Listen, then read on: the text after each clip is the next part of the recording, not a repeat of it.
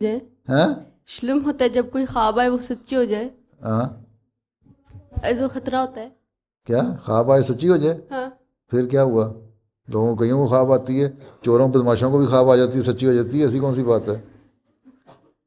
نہیں، یہ خواب آنا تو کوئی بڑی نیکی کی علامت تو نہیں ہے.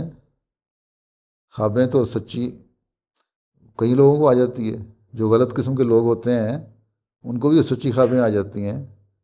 اگر اللہ تعالیٰ دکھاتا ہے کوئی سچی خواب تو یہ اللہ تعالیٰ کا کام ہے نا، کہ اس نے فضل کیا کسی پہ تو سچی خواب دکھا دی. تمہاری نیکی تو یہ ہے کہ تم جو اللہ تعالیٰ نے حکم دیا نا کہ دعائیں کرو، نمازیں پڑھو، صحیح دین کی تعلیم پہ عمل کرو، یہ نیکی ہے تمہارے لیے. خوابیں دیکھنے سے کوئی نیک نہیں بن جاتا. سمجھ آئی؟ جی ٹھیک ہے.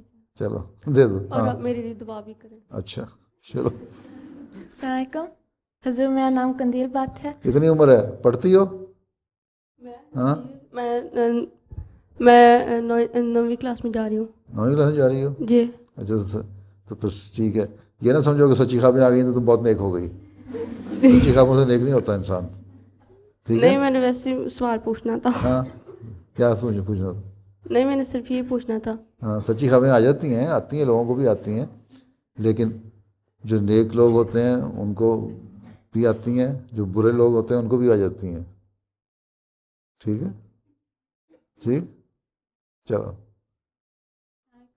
اس کسی سچی خواب کے اوپر اپنے آپ کو فخر نہیں کرنا چاہیے.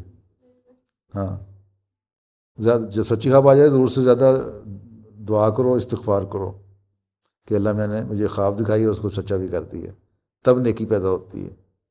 ٹھیک.